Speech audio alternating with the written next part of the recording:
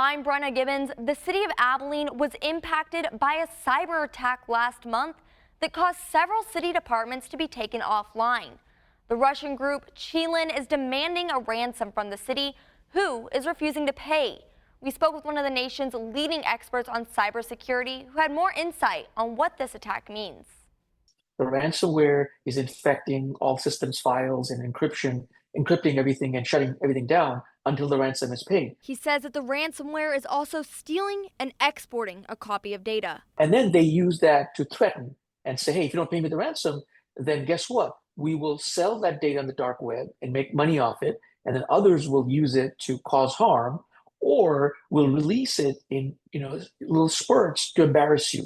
Huda said that even if the city did pay the ransom, which is not recommended, it doesn't mean that the attackers will stay true to their word. Ransomware is quite expensive to recover from, especially if you don't pay the ransom and you don't get the decryption keys.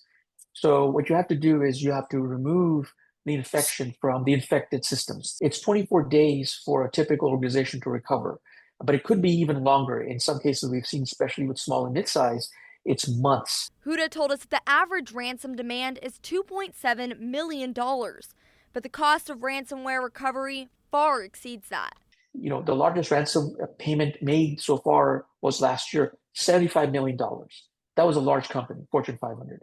But even the small to mid-size, we're talking about 5, 10 million on average for full recovery. He says that now that Chilin has the data, the people in Abilene should keep their guard up. Their data is now in the hands of these bad actors, and it could be sold on the dark web for money and then used potentially to create identity theft for consumers and other damages, unfortunately. Some advice that he had for people to keep their data safe is to ensure your passwords are strong, get into credit monitoring, and use multi-factor authentication.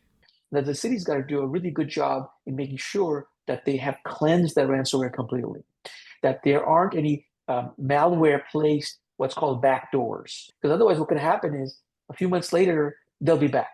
There could be another attack because they've left the back door and that program allows them to get in again. KTXS will be speaking with Huda again after the ransom deadline passes to break down the next steps in a situation like this.